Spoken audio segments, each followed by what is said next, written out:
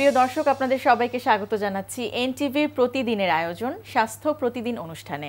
আপনাদের সঙ্গে আছি আমি ডাক্তার সানজিদা হোসাইন। দর্শক, যে বিষয়টি নিয়ে আজ আমরা আলোচনা করব সেটি হচ্ছে বার্ন বা পুড়ে যাওয়া। এই বিষয়টি নিয়ে আলোচনার জন্য আমাদের মাঝে আজ উপস্থিত আছেন একজন বিশেষজ্ঞ চিকিৎসক। চলুন পরিচিত হই আজকের অতিথির সাথে।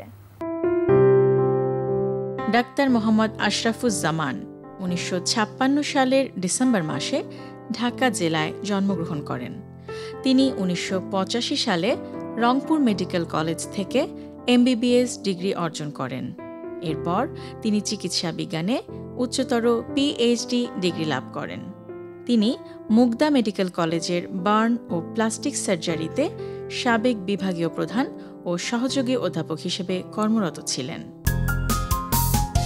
স্যার, স্বাগত জানাচ্ছি। ধন্যবাদ। স্যার, যেটি আমাদের আজকের বিষয়ে যে বার্ন বা পুড়ে যাওয়া, শুরুতেই একটু জানতে চাইব আপনার কাছে যে সাধারণত কি কি ধরনের বার্ন বা পুড়ে যাওয়া ক্ষত নিয়ে আপনাদের কাছে রোগীরা আসে? সাধারণত আমাদের কাছে রোগী আসে এমনি ফ্লেম বার্ন, যেটা আমরা আগুনে পোড়া বলি, আর ইলেকট্রিক বার্নটা সবচেয়ে বেশি এখন। তারপরে গরম পানিতে পুড়ে আসে, অ্যাক্সিডেন্টাল হয় অনেক সময় গরম পানিতে, মানুষ বুঝতে পারে না, বাচ্চারা গরম পানিতে পুড়ে আসে। ইলেকট্রিক বার্ন এবং কেমিক্যাল বার্নটা যেটা আছে, অ্যাসিড বার্ন যেটা সাধারণত মানুষ বোঝে, অ্যাসিড বার্ন এখন অনেকটা কমে আসছে, কিন্তু ইলেকট্রিক বার্নটা বেড়ে আসছে। সাধারণত কেন বেড়ে গেছে এই ইলেকট্রিক বার্ন? সাধারণত আমাদের যে ধারণা যে কিছুটা আমাদের অ্যাওয়ারনেসের অভাব আছে, আমাদের ওই যে শিক্ষারও অভাব আছে, যে ইলেকট্রিসিটি একটা ঘরে আমরা ব্যবহার করতেছি, কিভাবে ব্যবহার করব এই জিনিসটা আমরা কিন্তু অনেকেই জানি না। ইভেন বাচ্চারা যে নিচে একটা ওয়ারিংয়ের মধ্যে বাসায় নিচে প্লাগ লাগায় রাখতেছে, সেই প্লাগের মধ্যে হাত দিচ্ছে, প্লাগটা অন করা আছে, এইটা একটা অ্যাক্সিডেন্ট হচ্ছে। রাস্তায় পিডিবির অনেকগুলো তার, এই যে আজকাল ঝড় তুফান বা এই টর্নেডোর সময় যে তার ছিঁড়ে পড়তেছে, তার ছিঁড়ে পড়ার পরে এটা বৃষ্টির পানিতে ইলেকট্রিসিটির লাইনটা অফ করা হচ্ছে না, মানুষও ইনফরমেশন দেয় না ঠিক মতো জনগণ যে অফিসকে যে এই জায়গায় তার আছে, কিন্তু তারাও জানে না সেই তার ধরে অ্যাক্সিডেন্টগুলো হয়, নিজেই ক্ষতিগ্রস্ত। এবং এর মধ্যে আমরা বেশ কয়টা রোগী পেয়েছি যে এই ধরনের, ইভেন কারো কারো হাত পা কাটতে হয়েছে, কেউ মারা গেছে। এর মধ্যে জাস্ট গত 2 সপ্তাহের মধ্যে আমরা অনেকগুলো ঝড়ের মাত্রা বাড়ছে, সেটাই ঝুঁকিটা বাড়ছে। আর কি কি ধরনের বার্ন রয়েছে? আর এমনি তো ইলেকট্রিক বার্ন ছাড়া আমরা যেটা হলো গরম পানি, গরম পানিতে যেটা পড়তেছে অ্যাক্সিডেন্টাল, গরম পানির নিচ্ছে একটা বাচ্চা দৌড়ে যাচ্ছে, সাথে অ্যাক্সিডেন্ট হয়ে যাচ্ছে। তারপরে আগুনে যেটা পড়তেছে, আগুন হঠাৎ করে আগুন লাগতেছে, তার মাঝে অ্যাক্সিডেন্টাল যে বার্নগুলো কিছু তো আছেই, আবার কিছুটা ওই নিজের অসচেতনার অভাবে। আমি একটু জানতে চাইবো স্যার, এইসব বার্ন বা পুড়ে যাওয়ার রোগীদের ক্ষেত্রে তাৎক্ষণিক যে একটা ব্যবস্থা সেটি সম্পর্কে কিন্তু অনেকে জানে না, এবং এক এক ধরনের পুড়ে যাওয়া রোগীদের জন্য তাৎক্ষণিক চিকিৎসাটাও কিন্তু এক এক রকম, আমরা যতদূর জানি। তো সাধারণত কোন কোন ক্ষেত্রে আসলে কি কি ধরনের প্রাথমিক চিকিৎসা আসলে দেওয়া যেতে পারে বলে আমরা প্রাথমিক চিকিৎসা প্রথমেই বলবো যে রোগীটা যে কোনো বার্নই হোক, আপনি তাকে শুধু ঠান্ডা পানি দেবেন। আচ্ছা, ঠান্ডা পানি দিয়ে তার যে বার্নিং সেন্সেশন, যার জ্বালা পোড়াটা আছে, এই জ্বালা পোড়াটা যাতে কমে যায় তাতে, এবং তাৎক্ষণিকভাবে তাকে আপনার নিকটস্থ যে কোনো ডাক্তারের কাছে নিয়ে যান। ইভেন উপজেলা লেভেলেও যদি থানা লেভেলে আপনার ডাক্তার সবাই এখন আছে, তো ডাক্তারের কাছে গেলে মিনিমাম চিকিৎসাটা তো অন্তত পাবে।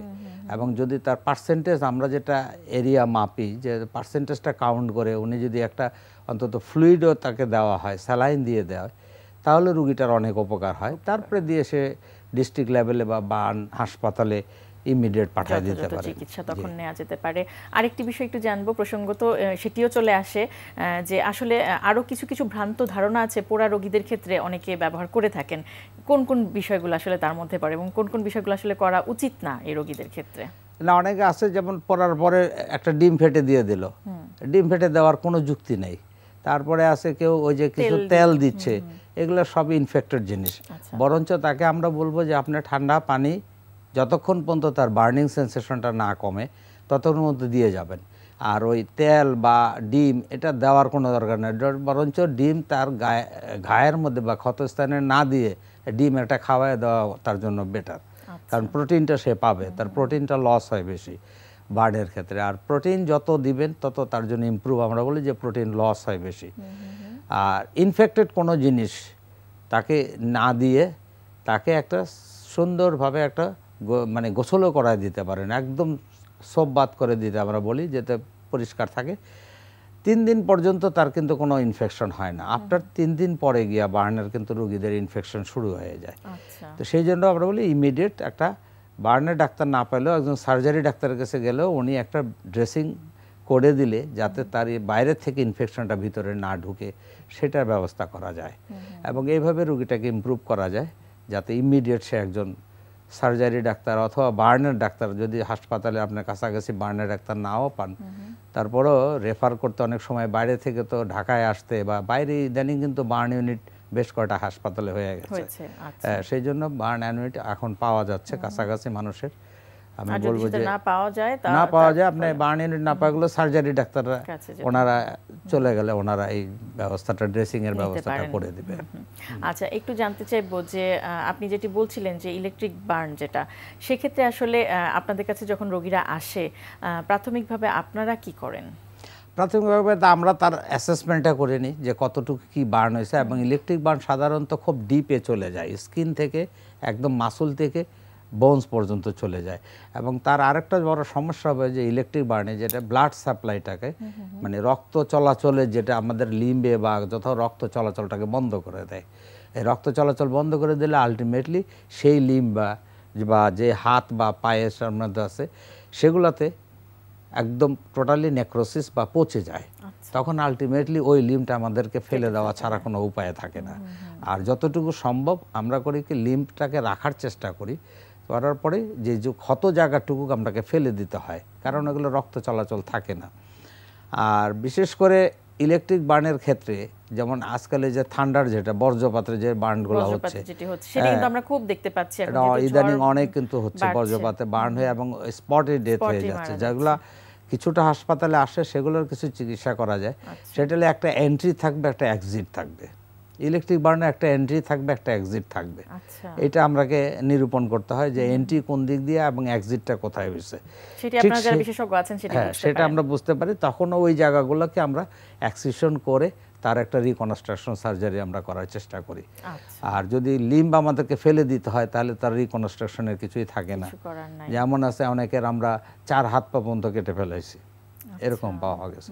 তার মানে শুধু বডিটা তার আছে, তাহলে বুঝতেই পারতেছেন যে একটা লোকের 4 হাত পা নাই, তার কি উপায় থাকে। অত্যন্ত দুঃখজনক। সেটা খুব দুঃখজনক। একটু জানতে চাইবো, আপনি আরো কিছু পোড়া রোগীদের কথা বলেছেন বা বার্নের কথা বলেছেন, কিছু ধরনের কথা বলেছেন, যে ফ্লেম বা হচ্ছে ফ্লেম বার্ন, আগুনে পোড়া যেটি। তো সেক্ষেত্রে আসলে কি ধরনের আগুনে পোড়াটা হয়তো ইভেন মেয়েদের বেলায় এটা বেশি আসে। মহিলাদের বেলায় রান্নাঘরে রান্না করতেছে, লুজ কাপড় পরতেছে, লুজ কাপড়টা হয়তো খেয়াল করতেছে না, উল্টো দিকে ঘুরতেছে, ওই চুলার আগুন থেকে চলে আসতেছে। এটা এক। আরেকটা হচ্ছে চুলার উপরে তারা ওই পাতিল বা কাপড় চোপড় রাখার জন্য যে রাখে, আবার কাপড় শুকায়, ওইটা থেকে একটা আগুন লাগতেছে।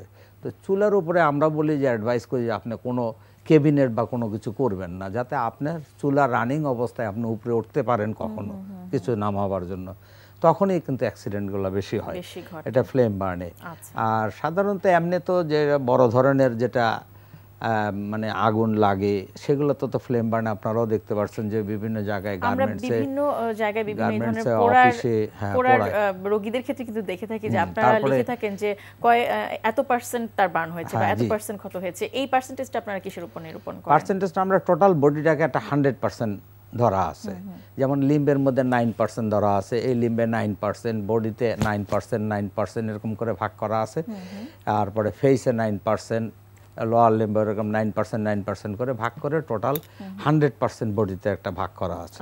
তো যেখানে যতটুকু বার্ন হয় সেটাকে 9% যদি আমরা হিসাব করি, তার 9%-এর কতটুকু পড়ছে। আরেকটা সহজ হিসাব হলো হাতের মুঠে আমরা একটা হিসাব করি যে এক মুঠ বার্ন যেটা হয় সেটা হলো তার পামের সাথে, সেটা হলো 1% বার্ন। সেইভাবে আমরা বার্নের পার্সেন্টেজ নির্ভর করি, এবং এই পার্সেন্টেজটার উপরে কিন্তু তার অ্যাসেসমেন্ট এবং ওই ফ্লুইড বা ম্যানেজমেন্টটা দেওয়া হয়, সেটা তাকে দিতে হবে। আমরা স্যার আশা করব যে যারা এই জাতীয় সমস্যার মধ্যে পড়ে যান দুর্ভাগ্যজনকভাবে, অবশ্যই যথাসময়ে যথাযথ চিকিৎসাটি নেবেন। আমরা আশা করব যে সেভাবে যেন তারা চিকিৎসা নেন। আর একটু সাবধানতা অবলম্বন করেন, সচেতনতা, সেই সচেতনতাটা বৃদ্ধি হলেই কিন্তু রোগীর সংখ্যা আরো অনেক কমে যাবে। স্যার অনেক অনেক ধন্যবাদ। প্রিয় দর্শক, আমরা শুনছিলাম বার্ন বা পুড়ে যাওয়া এই বিষয়টি নিয়ে বেশ কিছু গুরুত্বপূর্ণ তথ্য, প্রতিরোধের প্রতিকারের অনেকগুলো উপায় আমরা জানলাম। আশা করছি আপনাদের কাজে আসবে। প্রিয় দর্শক, স্বাস্থ্য প্রতিদিন সম্পর্কে যদি আপনাদের কিছু জানার থাকে কিংবা কোনো পরামর্শ যদি আমাদের দেবার থাকে জানাতে পারেন এই ঠিকানায়। প্রযোজক স্বাস্থ্য প্রতিদিন, এনটিভি, বিএসসিসি ভবন, 7 তলা, 102 কাজী নজরুল ইসলাম এভিনিউ, কারওয়ান বাজার, ঢাকা 1215। ফ্যাক্স 914338 থেকে 7 পর্যন্ত, অথবা ইমেইল করুন স্বাস্থ্যপ্রতিদিন@ntvpt.com এই ঠিকানায়। প্রিয় দর্শক, স্বাস্থ্য প্রতিদিনের আগামী পর্বে আপনাদের জন্য যা থাকছে, এখন তো অনেক টিকা আমাদের সরকারই দিচ্ছে অনুদান নিয়ে, ইপিআই যে প্রোগ্রাম বলে, ওয়ার্ল্ড হেলথ অর্গানাইজেশনের থেকে অনুদান নিয়ে অনেক টিকা দিচ্ছে। এই টিকাটা এখন যেগুলো দিচ্ছে 10 বছর আগে সেটা ছিল না, তার থেকে অনেক কম ছিল। 15 বছর আগে মাত্র 6টা ছিল, এখন প্রায় 9টা দিচ্ছে। তো এই টিকাগুলো কিন্তু আসলে সাফিসিয়েন্ট না। তবে সাফিসিয়েন্ট হোক আর ইনসাফিসিয়েন্টই হোক, সেগুলো কিন্তু রেগুলার নিয়মিতভাবে টিকাটা দিতেই হবে।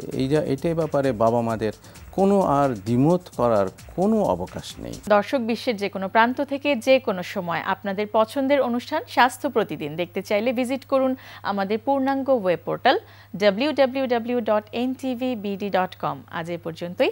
সবাই ভালো থাকুন, সুস্থ থাকুন। আগামীকাল আবারও দেখা হবে ঠিক একই সময় এনটিভির পর্দায়।